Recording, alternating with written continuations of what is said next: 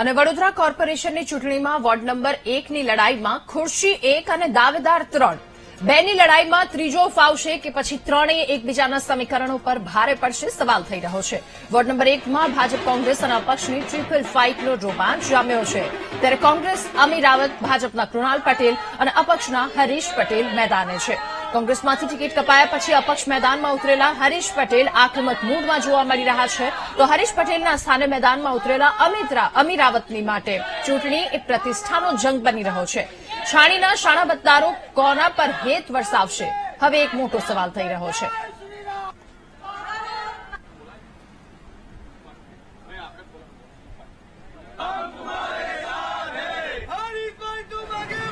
આ seat safe એટલે જ માણી રહ્યો છું કે 10 વર્ષનું સર્ટિફિકેટ અમે ફેરણીમાં ફર્યા છે એટલે જોઈ જ લીધું કે કામ કેટલા થયા છે અને કેટલા નથી થયા, અને થયા છે એ કોના થકી થયા છે।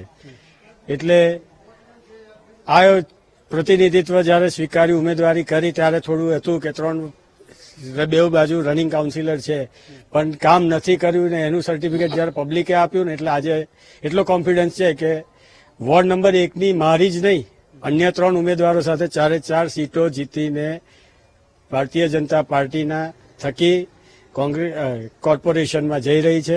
એવું કઈ છે નહીં કે છાણીમાં નારાજગી છે। અમે છેલ્લા 2 દિવસથી છાણીમાં પ્રચાર કરી રહ્યા છે, ખૂબ સારો પ્રતિસાદ મળ્યો છે। નવાયાર્ડ, નિઝામપુરામાં તો ઓફકોર્સ અમે વર્ષોથી કોંગ્રેસ પક્ષ સાથે રહ્યા છે, એટલે જંગી બહુમતીથી આખી પેનલ જીતે એવું અમે જોઈ રહ્યા છે। આપણે કોઈને ઘરે મોકલવાના નથી, આપણે આગળ સારા કામ કરવા માટે જવું છે। ઘરે મોકલવાનો તો ઉપરવાળો છે, જે હિસાબ કરવાનો છે ઉપરવાળો કરશે। આપણે કોઈને ઘરે મોકલવા માટે કામ નથી કરતા, આપણે આપણી લીટી આગળ વધારવા માટે કામ કરીએ છીએ।